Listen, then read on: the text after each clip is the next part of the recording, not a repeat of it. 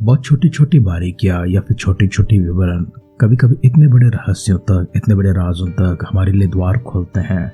इसका अंदाजा लगाना वर्तमान के समय में तो कठिन होता है, मुश्किल होता है, लेकिन जब उसकी समय आती है, उसकी आवश्यकता बढ़ती है, उस समय हम जान पाते हैं कि इतनी छोटी सी बारीकी जिसे हमने नजरअंदाज कर दिया था, ठुकरा दिया था, जिसको हमने महत्व नहीं दिया था, आज हमारे लिए इतनी बड़ी महत्व बन जाती है, इतना बड़ा काम कर देता है, जिसके विषय में अंदाजा लगाना पूर्व काल में बिल्कुल संभव नहीं था। हमारी इधर राज्यों के ग्रंथ में समाप्त हो चुकी है और आज हम इतिहास के ग्रंथ में प्रवेश कर चुके हैं। इतिहास के ग्रंथ के पहले 4-5 अध्याय इस प्रकार से होते हैं जहाँ पर वंशावली नजर आती है, लेकिन इन वंशावलियों को ध्यान देना, इनके बारे में गौर करना, न केवल आने वाले अध्ययनों में बड़े बड़े कामों को करेंगे, वरन उत्पत्ति के ग्रंथ से लेकर अब तक जो कुछ भी हुआ है उसका सारांश को भी बताते जाएंगे। छोटी छोटी सी बारीकियां है, लेकिन वंशावली के बीच में आती हैं, इनकी ओर हमारे ध्यान को लेकर जाएंगे, इनके पर श्रद्धा से गौर करेंगे और हमारे अध्ययन में हम लोग आगे बढ़ते रहेंगे। लेकिन आइए हम उससे पहले अपने आप को परमेश्वर के हाथों में समर्पण करेंगे, अपने सिरों को झुकाएंगे, आंखों को बंद करेंगे। सर्वशक्तिमान परमेश्वर की अद्भुत आशीषमान हाथ हमारे पर होने के लिए, उनकी अभिषेक की आत्मा हमारे पर ले जाने के लिए, समझ के साथ, ज्ञान के साथ परमेश्वर हम सबको भरने के लिए, वचनों को समझते हुए, परखते हुए, जानते हुए, उनके आधार पर चलने के लिए, आत्मा के वरदान परमेश्वर हमारी पूर्ण ढेलने के लिए अपने सिरों को झुकाएंगे, आंखों को बंद करेंगे, छोटी सी दुआ करेंगे। सर्वशक्तिमान पिता परमेश्वर, हम आपकी स्तुति करते हैं, प्रशंसा करते हैं, महिमा करते हैं, गौरव आराधना के साथ वंदना की भेंट आपके हाथों में समर्पण करते हैं। दिया व सुंदर से समय के लिए आपको शुक्र अदा करते हैं। हमारे सारे परिजनों को अपने आप को आपकी नजरों में लेकर आते हैं। हम सबों को परमेश्वर अच्छी तंदुरुस्ती से भरने के लिए, सेहत में प्रदान करने के लिए, कष्टों को, मुसीबतों को, तकलीफों को हमसे दूर रखने के लिए, आशीषमान हाथ प्रभु जी हमारे पूर्ण डेलते हुए हर सारी आवश्यकताओं को पूरी करते हुए हम सबको स्वतंत्र जीवन और भाग्यवान जीवन प्रदान करने के लिए आपसे नम्र निवेदन करते हैं। पिता, आप हमारी संग है, हमसे बातें कर रहे हैं, हमें छू रहे, सारे बरकतों से भर रहे हैं। शुक्र अदा करते हुए आदर सम्मान महिमा के साथ में हमारे उद्धार करता हमारे प्रभु यीशु मसीह के नाम से इस प्रार्थना को मांगते हैं। सुन और कबूल कर पिता। आमेन, आमेन, आमेन। आध्यात्मिक जीवन की दैनिक खुराक सुन रहे हमारे सारे प्रिय श्रोताओं को, परमेश्वर के प्रिय भक्तगणों को प्रभु यीशु मसीह के नाम में प्यार भरा जय मसीह की सुप्रभातम और शुभ नहीं कहते हुए हम सबका मनपसंद ध्यान के अंदर आध्यात्मिक जीवन की दैनिक खुराक में और इस नए दिन में आप सबका स्वागत करते हैं। हमारी दैनिक ध्यान की पहली ग्रंथ पहले अध्याय में चल रही है। आइए उसका पहला वचन से पढ़ते हुए हमारे ध्यान को आगे बढ़ाएंगे। आदम, शेत, एनोश, केनान, महलेल, यरेद, हनोक, मतुशला, लेमेक, नोह, शेम, हाम और यापेत। यापेत के पुत्र यह हैं गोमेर, मागोग, मादाई, यावान, तुबाल, मेशेक और तिरास है।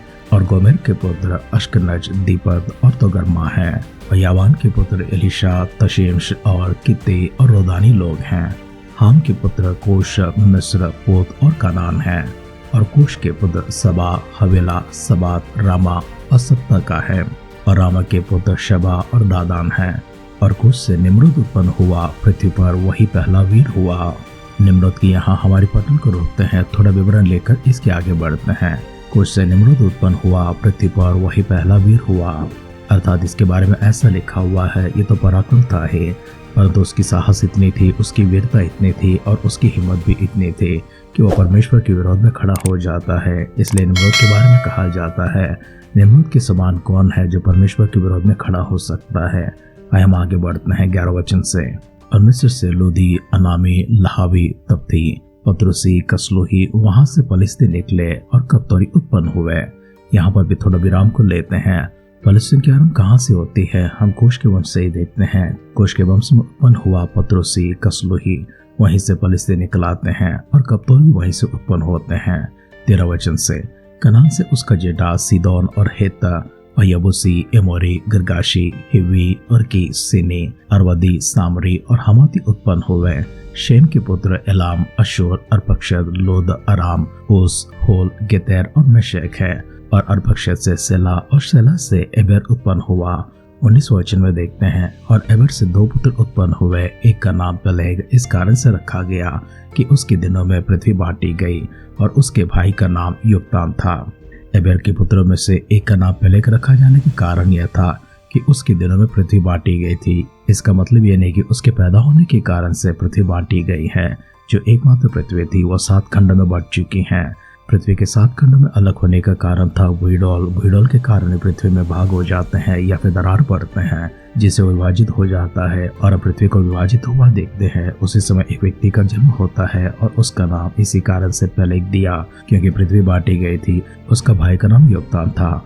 20 वचन से और योक्तान से अल्मोदा, शुलेप, हसरमवती, यराह, हदोराम, उजाल, दिकला, एबाल, अबिमाइल, शबा, ओपीर, हविला और शबा उत्पन्न हुए। यही सब योक्तान के पुत्र हैं। शेम, अर्पक्षद, शेला, एबेर, पेलेग, रू, सरोग, नाहोर, तेरा, अब्राम वही इब्राहिम कहलाता है।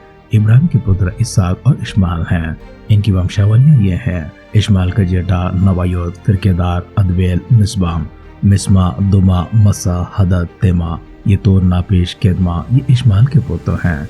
फिर कतुरा जो इब्राहिम की रखेल थी, उससे पुत्र उत्पन्न हुए, अर्थात उससे जिमरान, योक्षान, मदान, मिद्यान, इशबाक और शो उत्पन्न हुए। योक्षान के पुत्र शबा और दादान, और मिद्यान के पुत्र एपा, एपेर, हनोक, अबिदा और एल्दा, ये सब कतुरा के पुत्र है। इब्राहिम से इसहाक उत्पन्न हुआ। इसहाक के पुत्र एसाव और इसराइल हैं। एसाव के पुत्र एलिपेज, रूबेल, यूश, यालाम और कोरे हैं। एलिपेज के ये पुत्र है तेमाम, ओमार, सपी, गाताम, कनज, तिम्ना और अमालेक।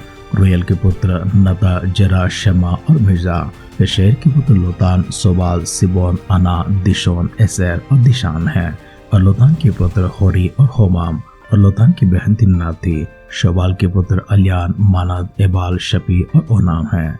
और शिबोन के पुत्र अय्या और अना। अना के पुत्र दिशोन और दिशोन के पुत्र हमनान, एशबान, इत्रोन और करान। एसर के पुत्र बिल्हान, जाचान और याकान। और दिशान के पुत्र ओस और अरान हैं। 43 वचन। जब किसी राजा ने इसराइली पर राज न किया था, तब एदोम के देश में राजा हुए, अर्थात बोर का पुत्र बेला, और उसकी राजधानी का नाम दिनहबा था। बेला के मरने पर बोशना जरा के पुत्र योबाब उसके स्थान पर राजा हुआ।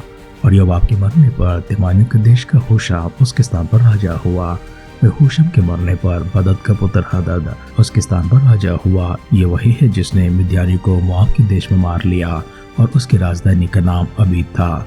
और हदद के मरने पर मसरेकाई समला उसके स्थान पर राजा हुआ। फिर समला के मरने पर शावल जो महानद के तट पर के रहबोत के नगर का था, वह उसके स्थान पर राजा हुआ।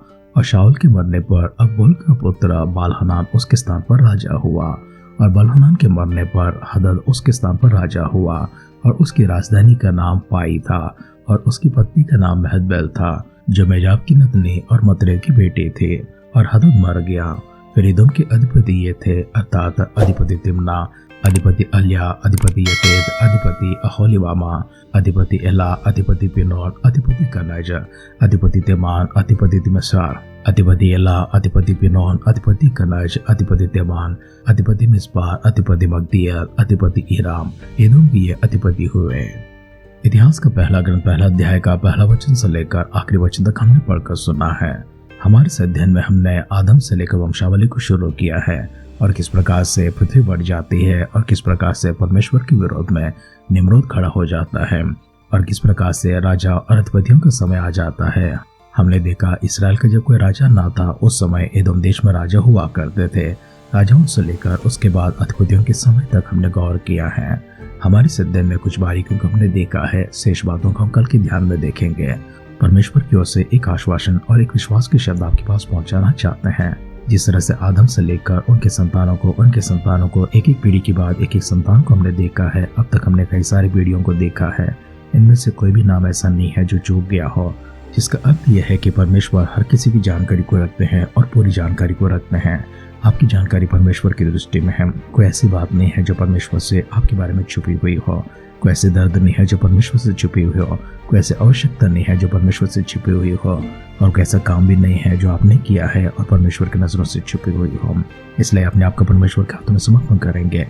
सब देखने वाला, सब जानने वाला, सब सुनने वाला और सबका ज्ञान रखने वाला उस परमेश्वर के पास अपने आप को लेकर जाएंगे और उनसे जाकर अपने आप के लिए दुआ करेंगे, ताकि परमेश्वर हमारे ऊपर अपनी कृपा दृष्टि इसी प्रकार से बरकरार रखे।